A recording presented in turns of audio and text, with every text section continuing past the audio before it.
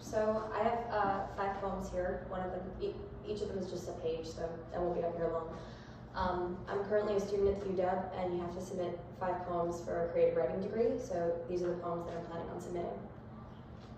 This first one's called Winter's Bounty. Chalice sinks in luminous snow, winter's bounty, ebb and flow, lips meet lip, fleeting connection, brass aftertaste of intervention. Silver sprout to silver maple, silver spout to silver table, nectar, sweetness drawn by pressure, engulfed by urban architecture. Livestock cower in factories, pushed through grinding gears, floors all starched with sawdust, flesh now tastes of fear. Rib of Adam, death and birth, don't know what to trust. Cities rise, we scratch the earth as forests turn to dust. This one's called Constellation. Ardent celestial minnow, pushing against the endless tide of sky, swimming in starlight. The vastness of the cosmos collects in pools of cerulean and sapphire, luminous silver, floating, shedding gossamer stardust, suspended, weightless, powerless, diluted in a universal magnitude. Hurtling through ever-expanding existence, watch as it unfolds, manifesting reality as it comes to be. The cosmos is arbitrary and unfathomable. Any meaning derived is merely a product of human perception. Constellations exist, not because of some divine puppet master, but because humans saw the magisterial display of lights that fell into shape purely by chance and chose to see something spectacular. No divine force pulled you from eternity and into my orbit. If hands of creation do pull strings, they were not to bring you close to me, but you are. We were not meant to be, but we are. And from a random assortment of stars, chaos, pandemonium, we become something spectacular. This one's called Rotten King.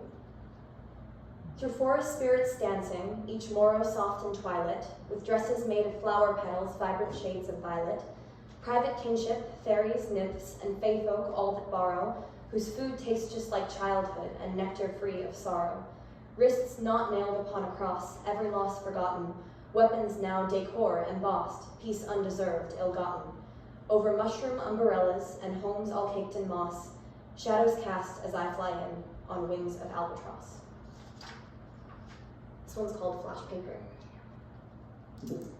I remember those weeks, likely our last, if I'm honest, the way water falls through gouache, blending, bleeding, the shapes only biting indistinct if I search for them, but the colors are similar enough that mixing doesn't change much. Apart from one moment when rain hammered down, sending waves down glass and shivers down skin. Darkness fell and lightning tore across the sky, Lichtenberg figures spiraling, cracking, echoing, a brilliant fireworks display, and we all laid down our weapons, bundled in blankets, and watched the show unfold. The spontaneity and fleeting beauty of a storm is unmatched, an ephemeral second where you get to experience something terrifying that takes shape for a snap second in a way only you have and only you will, preserving the danger as well as the beauty, because you may be a speck in a vast expanse of nothingness, but it's at moments like this when you realize you're alive. You are. I wish I could search the recesses of my mind, spend every minute combing through article and archive, but we didn't take any photos.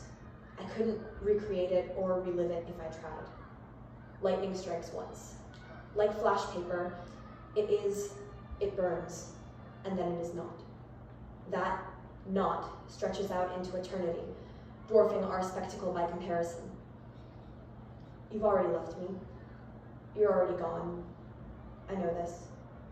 All I can do now is watch you burn. And this last one is called Instructions for Melancholy. Care for your sadness. Allow it to inhabit you. Let your body become a soft place, somewhere your sorrow will stay, but only as a house guest. Make sure your melancholy removes its shoes before coming inside. This is your home. You make the rules. Cook warm food. Melancholy will help itself. Treat yourself well during its stay. Do not confuse house guests for squatters, who strew themselves across your home, drawing on the walls, closing the curtains, tracking filth inside on their shoes. They will not leave without a fight. Squatters are things to be evicted. Melancholy is polite. It will keep you company. It will occupy you. But true melancholy never overstays its welcome. Do not tire yourself out asking melancholy to leave. Rather trust that it will, for it will.